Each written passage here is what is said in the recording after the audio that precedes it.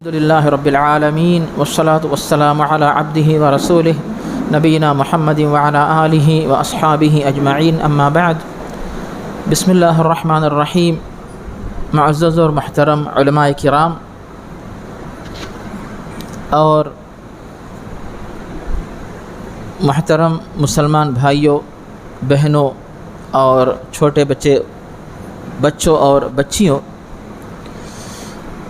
آپ کی اس مسجد کی طرف سے مسجد کے ذمہ دار، مسجد کے محترم امام صاحب، خطیب صاحب، تو ان معزز افراد اور حضرات کی طرف سے یہ بات آئی تھی کہ آپ کی اس مسجد میں بھی ایک بیان رکھا جائے، تو یہ میرے لیے بہت بڑی خوشی کا موقع ہے کہ اس کھیتوں کے مقام میں، جو کہ کوئی آبادی نہیں تھی، مسجد کو آباد کرنا اور لوگوں کے لیے نماز کی جگہ کا انتظام کرنا، یہ بہت بڑے ثواب کا کام ہے۔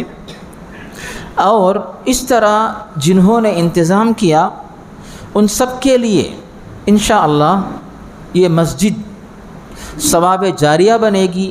جنہوں نے زمین کو خریدا اور زمین کی خریدی میں حصہ لیا اور اس کی تعمیر کروائی، جس کی وجہ سے یہ مسجد یہاں پہ ماشاءاللہ آباد ہوئی، تو سب کے سب لوگ اور اب بھی جو حضرات اس مسجد کا انتظام، اس مسجد کی خدمت کے لیے محنت کر رہے ہیں، اور اس مسجد کی خدمت کے لیے جو بھی حضرات اپنا وقت دے رہے ہیں، اپنا پیسہ دے رہے ہیں، سب کے سب انشاءاللہ برابر ثواب کے مستحق بنتے رہیں گے۔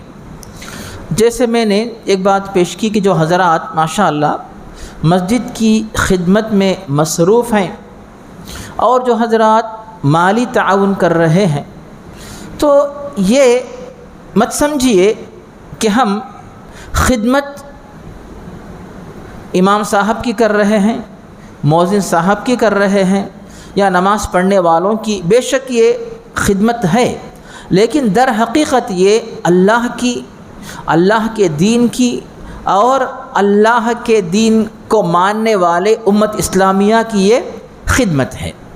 اللہ تعالیٰ نے قرآن مجید میں واضح فرمایا، ان تنصروا اللہ ینصرکم ویثبت اقدامکم، اگر تم لوگ اللہ تعالیٰ کی مدد کرو گے تو اللہ تعالیٰ بھی تمہاری مدد کرے گا اور تمہارے قدموں کو جما دے گا۔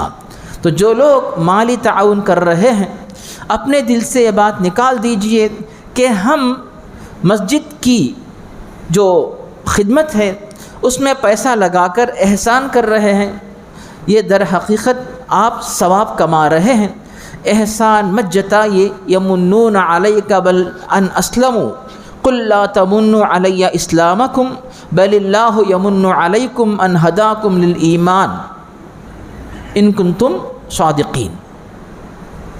یہاں پر اللہ تعالیٰ نے واضح کیا کہ تم لوگ اللہ تعالیٰ کے اوپر اپنا احسان مت جتاؤ، کیونکہ آپ کو اللہ تعالیٰ نے پیسہ دیا ہے، آپ کے دل میں دین کی خدمت کا جذبہ پیدا کیا ہے، اور آپ دین کی خدمت، مسجد کی خدمت کر رہے ہیں، ثواب کما رہے ہیں، اپنے مال میں برکت حاصل کر رہے ہیں۔ تو یہاں پر بتانے کا مقصد یہ ہے کہ کسی بھی طریقے کا احسان اپنی زبان پہ مت لائیے۔ اگر احسان کا جتائیں گے تو جو بھی چندہ آپ دے رہے ہیں کہیں وہ ضائع نہ ہو جائے، اس کا ذکر مت کیجیے۔ آپ اور اللہ دونوں کے درمیان معاملہ ہے۔ آپ کے دل میں یقین ہے، ایمان ہے کہ آپ نے مسجد کی خدمت کے لیے، اللہ کی رضامندی کے لیے کام کیا ہے، اللہ کے حوالے کر دیجئے، اس پر اجر دینا، برکت دینا، نیکی دینا، ثواب دینا اور کئی گنا بڑھ کے خیر و برکت دینا اللہ کے ذمہ ہے۔ تو آپ ذکر نہ کریں اور کسی کے سامنے احسان نہ جتائیں کہ میں نے پیسہ دیا تو تم لوگ میری بات مانو، مجھے حساب بتاؤ، میرا بھی حق ہے، ایسے خیالات ذہن سے نکال دیجیے۔ یہ ہوگی پہلی بات۔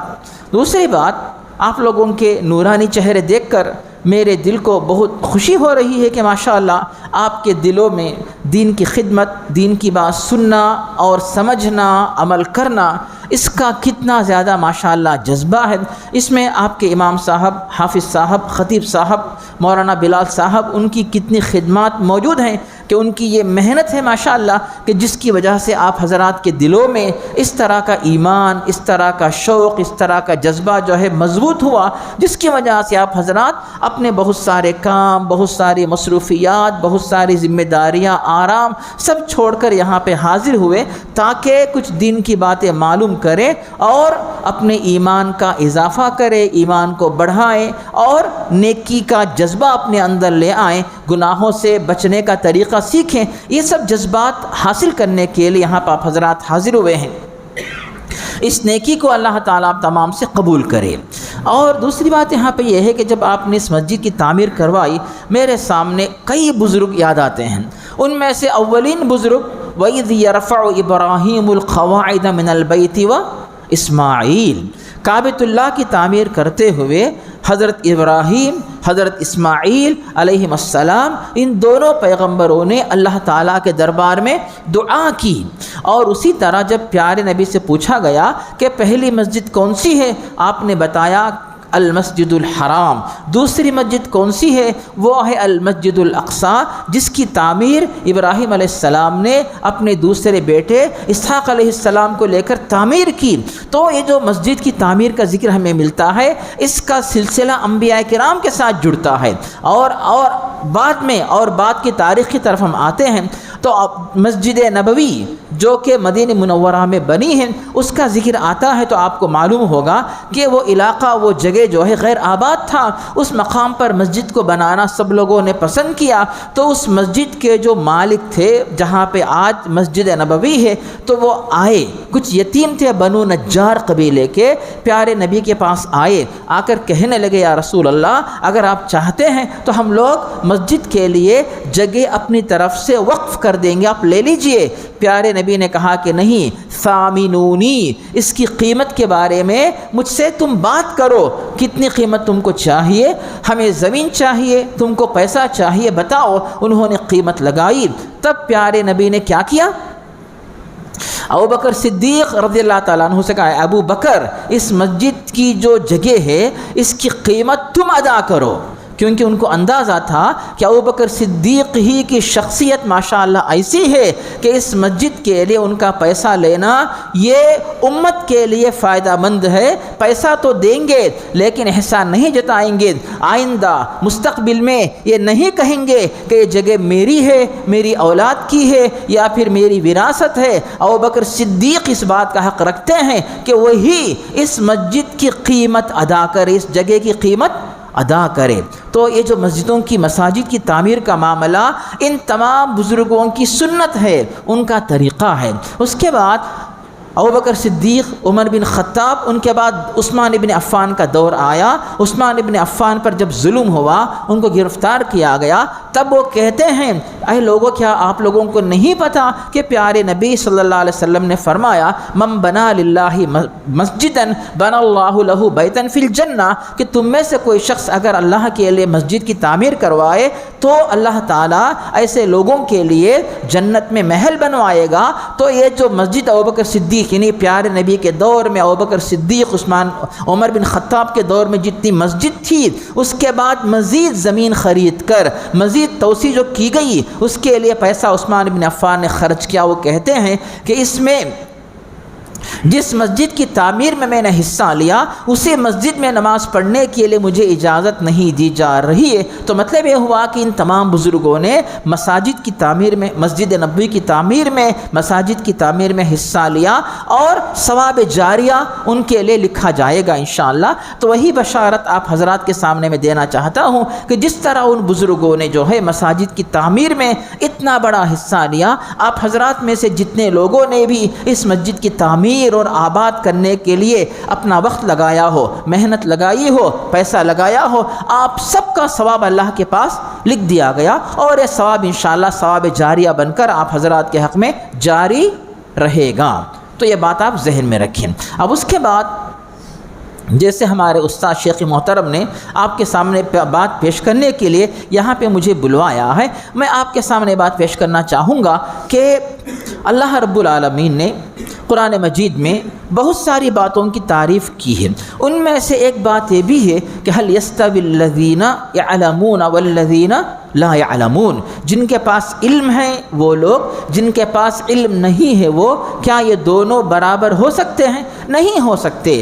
تو جو علم ہے، علم جو ہے دو طریقے کا ہوتا ہے. ایک تو دینی علم ہے جس کے ذریعے ہم بہتر طریقے سے اسلام کے عقیدے کو، عبادات کو سمجھ سکتے ہیں اور صحیح عمل کر سکتے ہیں. اور دوسرا جو ہوتا ہے کہ عصری علوم یا دنیاوی علوم جو کہتے ہیں تو یہ غلط نہیں، یہ برے نہیں، بلکہ ان کا بھی سیکھنا ضروری ہے تاکہ ہم زمانے کے برابر چلیں. ہماری اور آپ کی اولاد جو ہے حلال کمائی کے لیے محنت کریں، دوسروں کے سامنے ہاتھ نہ پھیلائیں، اتنا پیسہ کمائیں کہ ان کا گھر گزرے اور پھر مسجد کے لیے، مدرسے کے لیے وہ خدمت کر سکیں. اس لیے ہم آپ سے گزارش کرتے ہیں کہ اپنی اولاد کے لیے دینی تعلیم کا انتظام کروائیں اور دنیاوی تعلیم میں بھی اپنی اولاد کو پیچھے مت رکھیے تاکہ دوسرے تو آگے بڑھ جائیں اور ہمارے اور آپ کے بچے پیچھے رہ جائیں اور پھر ان کے سامنے ہمارے بچے نوکر بن کے رہیں. ایسا نہ ہونے دیجیے، بلکہ اپنی اولاد کو برابر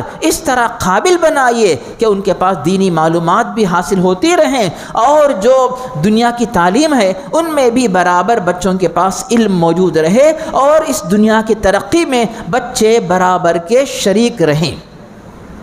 جب بچوں کا ذکر آیا اور تعلیم کا ذکر آیا تو میں آپ کے سامنے دو مثالیں دینا چاہتا ہوں. کہ پہلی مثال دینی تعلیم کے بارے میں اور حلال کمائی کے بارے میں. عمر بن خطاب رضی اللہ تعالیٰ عنہ جب پیارے نبی صلی اللہ علیہ وسلم کے پاس موجود تھے، یعنی پیارے نبی کی زندگی کا یہ واقعہ، عمر بن خطاب کا طریقہ یہ ہوا کرتا تھا کہ عمر بن خطاب اور ایک مدینے کے انصاری کا مطلب وہ صحابی جو مدینے میں تھے اور جنہوں نے مکے سے آنے والے صحابہ کی مدد کی. عمر بن خطاب مکے سے آئے اور جو ان کے بھائی تھے مدینے کے، دونوں میں یہ اتفاق ہوا، ایگریمنٹ ہوا کہ عمر بن خطاب ایک ہفتہ مدینے میں رہیں گے، پیارے نبی سے حدیثیں سنیں گے، جو قرآن نازل ہوگا اس کو یاد کریں گے، اور اس کے بعد ایک دوسرا ہفتہ 7 دن ختم ہونے کے بعد عمر بن خطاب مدینے کے باہر جا کر ان کا جو کھجور کا باغ تھا اس کی خدمت کریں گے، یعنی وہاں پہ پانی دینا اور دیکھ بھال کرنا، نگرانی کرنا، وہ کام کریں گے. اور جو دوسرا ہفتہ ہوگا ان کے انصاری جو صحابی ہیں ساتھی، وہ مدینے میں رہیں گے اور پیارے نبی سے قرآن سیکھیں گے، حدیثیں سیکھیں گے. اور جب عمر مدینے کے باہر سے مدینے میں آئیں گے تو انصاری صحابی عمر کو بتائیں گے کہ یہ قرآن نازل ہوا ہے، یہ حدیثیں پیارے نبی نے پیش کی. آپ نے دیکھا عمر بن خطاب مدینے میں رہتے ہیں، قرآن و حدیث سیکھتے ہیں، اور جب مدینے کے باہر جاتے ہیں تو جو صحابی مدینے کے باہر تھے ان کو سکھاتے ہیں کہ جس ہفتے میں تم مدینے کے باہر تھے تو پیارے نبی نے یہ قرآن سکھایا یا حدیث سکھائی. تو یہ ہے ایک طرف دین کا علم، اس میں بھی جو ہے ان کو جو ہے حاصل کرنے کا جو ہے وقت لگاتے ہیں، اور اس کے بعد اپنے باغ، اپنے کھیت کی خدمت کر کے حلال کمائی کے لیے بھی محنت کرتے ہیں. تو ان دونوں چیزوں کو جوڑ کر چلنا چاہیے. جب چونکہ میں نے بچوں کا ذکر کیا، ہمارے پاس ماشاءاللہ بچے موجود ہیں، تو میں بچوں کے سامنے چھوٹی سی مثال ایک دینا چاہتا ہوں. تو ایک دفعہ ایک مولوی صاحب نے اپنی تقریر میں یہ کہا کہ بھی اللہ تعالیٰ کو کوئی نہیں دیکھ سکتے، کسی نے نہیں دیکھا. تو یہ بات سچی ہے نا کہ اللہ تعالیٰ کو کسی نے دنیا کی زندگی میں نہیں دیکھا. دیکھیں گے تو کب دیکھیں گے؟ انشاءاللہ قیامت کے دن. اس کا ذکر ہمیں کہاں ملتا ہے؟ قرآن مجید میں اللہ تعالیٰ نے سورۃ القیامہ میں، سورۃ عبسہ میں واضح فرمایا کہ وجوہ یومئذ ناظرہ الی ربہا ناظرہ، کہ جنت میں جو اہل جنت جو ہے اللہ کو دیکھ سکیں گے. اور اسی طرح سورہ عبس میں ہے کہ وجوہ یومئذ مسفرہ ضاحکۃ مستبشرہ. تو یہ بات سن کر کے دنیا میں کسی نے اللہ تعالیٰ کو نہیں دیکھا. ایک چھوٹے بچے نے کہا کہ مولوی صاحب میں نے اللہ کو دیکھا. اب آپ بتائیے، ایک چھوٹا بچہ کہتا ہے کہ میں نے اللہ تعالیٰ کو دیکھا. تو اب مولوی صاحب کو تعجب ہوا کہ بیٹے تم نے اللہ کو کیسے دیکھا؟ اس نے کہا کہ میں نے دیکھا. تو اب تعجب ہوا کہ اللہ کو اس بچے نے کیسے دیکھا. تو مولوی صاحب نے کہا کہ بتاؤ تم نے اللہ کو کیسے دیکھا؟ اس بچے نے کیا کیا کہ اس کے گھر میں جو ہے ایک کیلنڈر تھا، جسے کیلنڈر لٹک رہا ہے نا، اس کے اوپر اللہ لکھا ہے، دیکھ رہے نا لفظ اللہ لکھا، وہ کہہ کہ وہ لا کر بتایا کہ مولوی صاحب دیکھو اللہ لکھا ہے نا، تو یہ اللہ ہے، اس کو میں نے دیکھا۔ تو اس طرح بچوں کے اندر بھی جو ہے علم اور اللہ کے ساتھ تعلق جوڑنا، علم حاصل کرنے کا جذبہ، کہ مولوی صاحب نے جب کہا کہ اللہ کو کوئی نہیں دیکھ سکتا تو میں نے دیکھا، تو یہ خوشی اور شوق، تو ایسی باتیں ہمارے مسلمان بچوں میں جو ہے پائی جاتی ہیں۔ اب ایک بات تو یہ ہو گئی، اور دوسری بات میں اپنی بہنوں کے بارے میں یہ کہہ دوں کہ بڑے بڑے بزرگان دین، ایسے بزرگ جن کی وجہ سے اس دنیا میں بہت بڑی بڑی تبدیلیاں آئیں، ان کی تربیت کہاں پہ ہوئی؟ خواتین کی گود میں ہوئی، یعنی بہت بڑی بڑی مائیں جن کی گود میں جو بچے پرورش جنہوں نے پائی ہے، انہوں نے اس دنیا میں بہت بڑی تاریخ قائم کر دی ہے۔ اس کا مطلب یہ ہوا کہ ماں اپنی اولاد کی صحیح تربیت کر کے، ایک تو بچے سے یہ ماں کہے کہ بیٹے نماز پڑھو، بیٹے قرآن پڑھو، بیٹے اللہ کا نام لو، بیٹے اللہ کا ذکر کرو، اور بیٹے ہوم ورک کرو، بیٹے سستی مت کرو، استاذ کے مار مت کھاؤ، استاذ کی گالی مت سنو، یعنی ایسی غلطی نہ کرو کہ استاد تم کو سزا دے، وقت سے پہلے تیاری کر کے جاؤ۔ ماں اگر اس طرح اپنی اولاد کی صحیح تربیت کرے تو کس طرح آج امت مسلمہ کے بچے جو ہے، امت مسلمہ کی بچیاں کس طرح دینی معاملات میں، دنیاوی معاملات میں یہ ترقی کر سکتے ہیں۔ ان کی کچھ مثالیں آپ کے سامنے میں دیکھتا ہوں۔ ان مثالوں میں سے ایک مثال یہ بھی ہے، آپ کو پتہ ہے کہ ایک مثال جو ہم پیش کرنا چاہتے ہیں، حضرت اسماعیل، پتہ ہے اسماعیل کون ہے؟ ابراہیم علیہ السلام کے پہلے فرزند، ابراہیم علیہ السلام کے پہلے بیٹے، بڑے بیٹے کون تھے؟ اسماعیل۔ ان کی تربیت کہاں پہ ہوئی؟ کس کی گود میں ہوئی؟ حضرت ہاجر کے گود میں۔ حضرت ہاجر نے اسماعیل علیہ السلام کی ایسی تربیت کی کہ اللہ تعالیٰ نے اسماعیل علیہ السلام کو وَاذْكُرْ فِي الْكِتَابِ اسماعیل إِنَّهُ كَانَ صَادِقَ الْوَعْدِ وَكَانَ رَسُولًا نبیہ، کہ وہ بڑے ہوئے اللہ تعالیٰ نے ان کو کیا ان کی تعریف کی ہے، کان صادق الوعد، وعدے کے سچے، اور رسول و نبی تھے۔ ان کی تربیت کس کی گود میں ہوئی؟ حضرت ہاجر کے گود میں ہوئی۔ اور حضرت موسیٰ علیہ السلام، موسیٰ بن عمران کے گھر میں حضرت موسیٰ علیہ السلام کی ولادت ہوئی، لیکن جان کا خطرہ تھا۔ ان کی جان بچانے کے لیے ان کی ماں نے کیا کیا، اس کا ذکر اللہ تعالیٰ نے قرآن مجید میں سورہ قصص میں واضح فرمایا کہ یقیناً اب فرعون موسیٰ علیہ السلام کا قتل کرنے والا ہے، تاکہ فرعون کی حکومت ختم نہ ہو جائے اور فرعون کی خدائی کا انکار کرنے والے پیدا نہ ہو جائیں۔ تو فرعون نے اعلان جو کر دیا تھا کہ بنی اسرائیل کے تمام لڑکوں کو ختم کر دو، قتل کر دو، تو اس ماں نے کیا کیا کہ ایک ٹوکری بنائی، اس ٹوکری کے اندر اپنے بیٹے موسیٰ کو رکھا، اس کے بعد اس بچے کو پانی میں بہا دیا، اس ٹوکری کو اللہ کے حوالے کر دیا کہ اس بچے کی حفاظت کرنا یہ اللہ تعالیٰ کا کام ہے، اللہ تعالیٰ کی ذمہ داری ہے۔ اب اس کے بعد چونکہ اللہ سے دعا کی، اس کے بعد یہ چھوٹا بچہ وہ پانی میں جو ہے بہتے ہوئے فرعون کے محل کے پاس پہنچا۔ فرعون کی بیوی نے اس بچے کو اٹھایا، اس کے بعد فرعون کو اس بچے کے قتل سے روکا، اس کے بعد بچہ رونے لگا، کسی کا دودھ نہیں پیتا، یہاں تک کہ موسیٰ علیہ السلام کی جو بڑی بہن تھی اس نے جا کر بتایا کہ بنی اسرائیل کی ایک عورت ہے، کوئی بھی بچہ اس کو انکار نہیں کرتا ہے، ہم اس کو لائیں گے۔ تو پھر موسیٰ علیہ السلام کی والدہ خود لائی گئیں، اور اپنی والدہ کا دودھ پیتے ہوئے وہ بڑے ہوتے ہیں، والدہ کی تربیت پاتے ہیں، اور اللہ تعالیٰ نے ان کو پھر نبوت سے نوازا۔ تو دیکھا آپ نے یہ جو خواتین تھی جن کی گود سے کیسی کیسی شخصیات کی ولادت ہوئی اور تربیت ہوئی، اور ایک لڑکا جو آج بھی اس کا نام عزت سے لیا جاتا ہے وہ تھے عیسیٰ علیہ السلام۔ جب ان کی ولادت معجزانہ طور پہ ہوئی، بغیر باپ کے، صرف ماں کے پیٹ سے بچے کا پیدا ہو جانا یہ معمولی بات نہیں ہے۔ کوئی بھی یقین نہیں کرتا، یہی کہے گا کہ اس عورت نے ناجائز کام کیا ہے، لیکن اللہ تعالیٰ نے حضرت مریم علیہ السلام کی پاک دامنی، ان کی سچائی ظاہر کرنے کے لیے اس چھوٹے سے نو مولود جدید پیدا شدہ بچہ، اس بچے نے زبان کھول دی، اس نے کہا قال انی عبد اللہ آتانی الکتاب وجعلنی نبیا، اعلان کیا کہ اللہ تعالیٰ نے مجھے نبوت سے نوازا ہے۔ جیسے ہی ان کی نبوت کا ذکر آیا، یہودیوں نے ان کا خون کرنے کے لیے، ان کا قتل کرنے کے لیے سازش کی، منصوبہ بنایا، اور حضرت مریم ان کو لے کر چھپ چھپا کر گھومتی پھرتی تاکہ یہودی حسد کی وجہ سے اس لڑکے کا قتل نہ کر دیں۔ اس لڑکے کا تحفظ ہوا، اور وہی لڑکا بڑے جب ہوئے ماشاءاللہ اپنی نبوت کا اعلان کیا اور دنیا والوں کو اپنی نبوت کے ذریعے فیض پہنچایا۔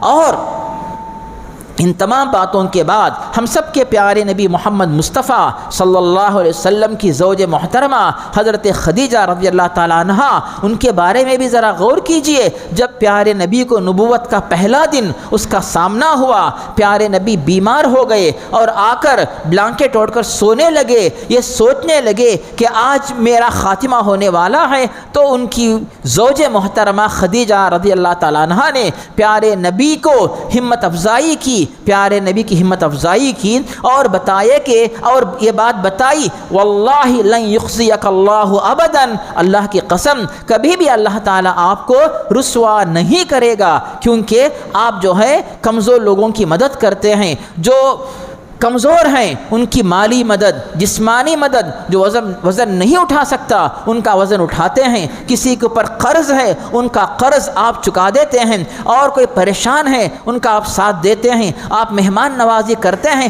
اللہ تعالیٰ کبھی بھی ان نیکیوں کو ضائع نہیں کرے گا۔